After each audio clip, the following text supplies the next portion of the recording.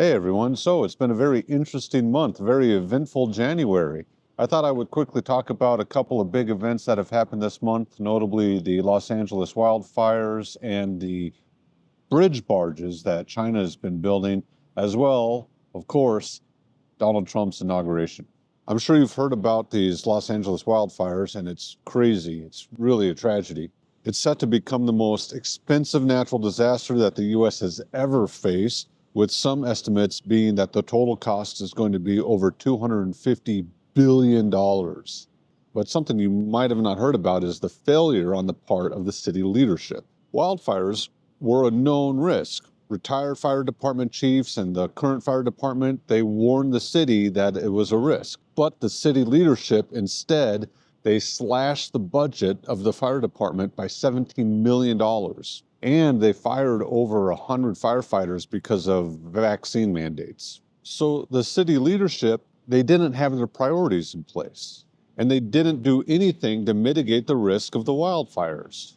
They were caught completely unprepared, which made it so much worse than it could have been. This is why I say it's much easier to spend the money, prevent the problem, before it becomes a huge issue. The easiest way to solve a problem is to prevent it. Just think, $17 million.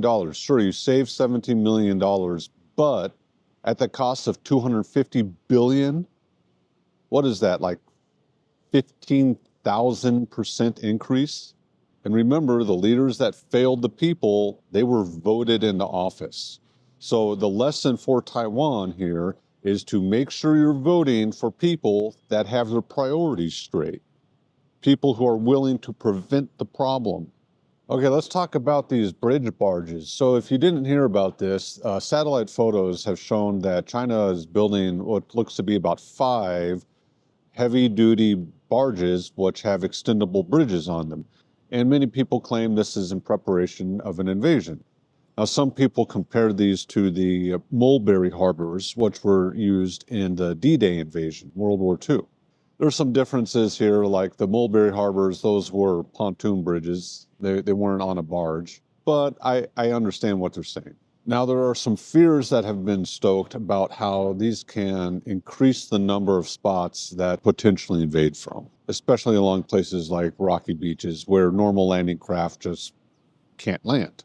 And I guess theoretically that's possible, but they still face some serious challenges. The biggest challenge is that they would be a stationary target, a big stationary target, that's creating a choke point, a bottleneck for anything that's being offloaded onto these bridges. Keep in mind that on D-Day, those mulberry harbors, they were only used after the beaches were secure and after Germany had no threat of air power or no artillery within range. So the idea of using bridge barges during an invasion is pretty silly. I mean, they would be giant, easy targets, stationary targets, and high-value targets. For them to be effectively used, they would need to have complete air superiority, no artillery within range, which is a big ask, no mortars within range, no one with any sort of anti-tank weapons, which could just be 2 soldiers with a Javelin missile. 1 or 2 disabled tanks on that bridge disables the bridge, makes it useless. So with Taiwan's strength, all of its artillery, its drones, its anti-tank weapons, I think that these barges are more for show than anything. Now, if they eventually build like 20, 25 of these barges, oh yeah, I'll start to be concerned that they intend to use them. But building just 5, I'm not really too worried about it. Just 5 of these bridges doesn't really change any of my assessment of the risk to Taiwan. Of course, that's only if Taiwan continues to have a well-trained and a well-funded military.